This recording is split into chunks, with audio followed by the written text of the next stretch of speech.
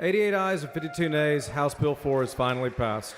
Mr. Speaker, members, I have never much liked the idea of legislators drawing politicians' districts. And that was a feeling that was affirmed by my first experience being in this body, helping draw districts.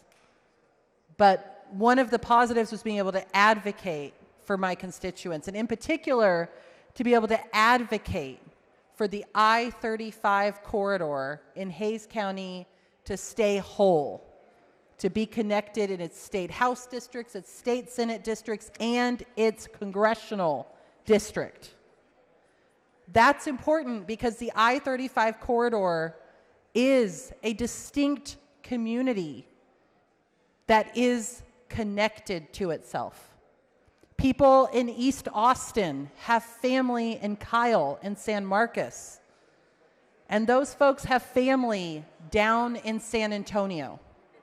Now, I know there's been a lot of conversation about how wonderfully compact these new maps are. But the truth is, this new map is ripping apart a performing Hispanic opportunity district, Congressional District 35, that runs up and down the I-35 corridor.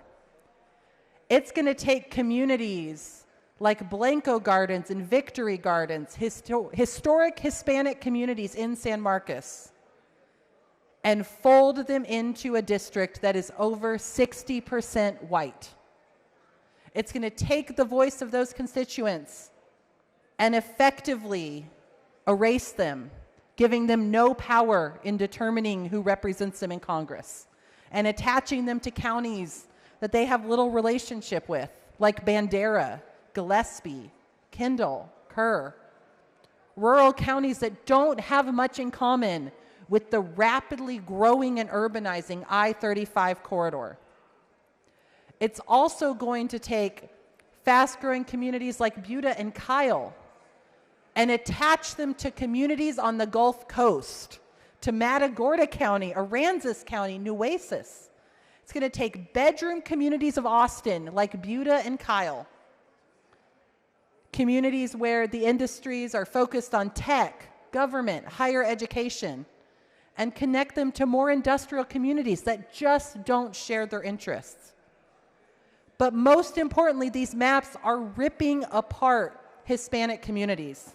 And the lines don't even make sense.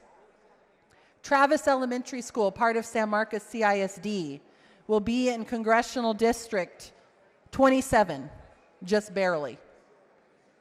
But much of its attendance zone will be in Congressional District 21, in a little finger that stretches up between Post Road and the Blanco River.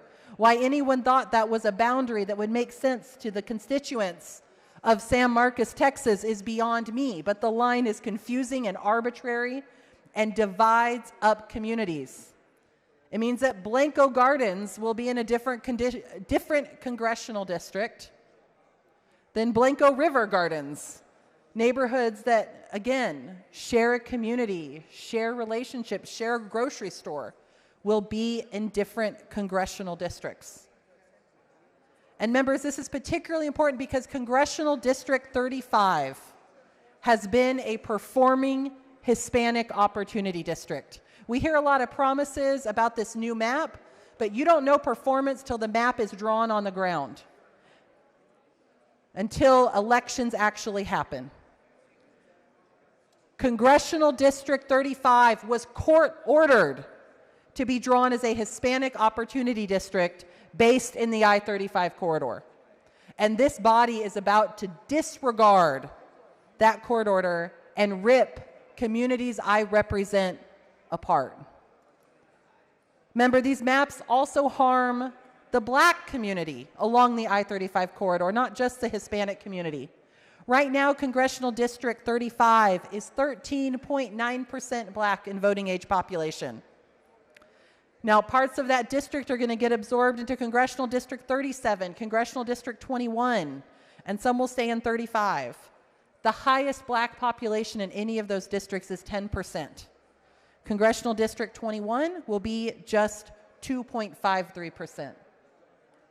That means our historic black communities in San Marcos that live along Martin Luther King Jr. Boulevard are going to have no ability to link their voices with those of other constituents who share their identity and their history in order to have an influence on the electoral outcome. This map is destroying a district that has consistently been able to elevate the voices of people of color in choosing who represents them. So members, I ask you to think about the harm that's happening. Think about the districts on the ground that are being ripped apart. Think about the constituents who are going to have members of Congress who have no reason to listen to them because these maps are drawn to marginalize their voices. Members, stand up for fair representation and vote no on this map. Mr. Speaker, Ms. Flores, for what purpose? will the gentlelady yield for question? Will the lady yield for questions? I will. The lady yields. Thank you, Representative Zwiener. I understand your district, like mine, is within the current Congressional District 35. Is that correct? Yes, about 70% of my district is in Congressional District 35. And this is a strong Latino community and a strong Latino opportunity district, is it not? Yeah, we have historic Hispanic communities all up and down the I-35 corridor, from Ulen to Kyle to San Marcos to East Austin, and of course down to San Antonio. And these are communities that, as I mentioned, share relationships. I was on the phone with my old chief of staff recently, who's old guard San Marcos, and he has cousins in East Austin and cousins in San Antonio. Are you familiar with Del Valley in my District 51 in Southeast Travis County? I'm familiar with the community, but I don't know it as well as you do. Well, as you might be aware, I represent two school districts. Del Valley ISD is in the community of Del Valley, and that's just east of the airport. That I've been told by constituents, and our Senator Saffirini, is being called by constituents with concern that their school district is being split between two congressional districts. Their own school district is now going to be split between two different congressional districts. Are you aware of that? I wasn't aware of the specifics of Del Valley, but we're seeing those same concerns. San Marcos CISD is going to be split between two different districts, and even the attendance zones for some elementary schools are going to be divided between two districts. It doesn't make a lick of sense. And that community is a big Hispanic community, and those students in that school district are going to be torn apart. It's a community of interest, and they're going to be, no longer be able to share a congressional representative.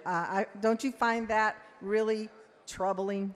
I find it incredibly troubling. And I was looking over the map, using some of the tools we have to look at the population, the Hispanic population in particular in that area.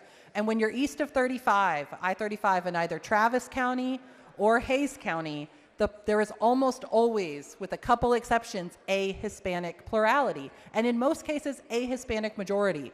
Those constituents should have the right to band together and elect the candidate of their choice, just like they can in the current Congressional District 35. Well, thank you, Representative Zwiener, for standing up for your constituents, for standing up for my constituents that are within that congressional district. And I also join you in urging everybody to vote no against this map. Thank you.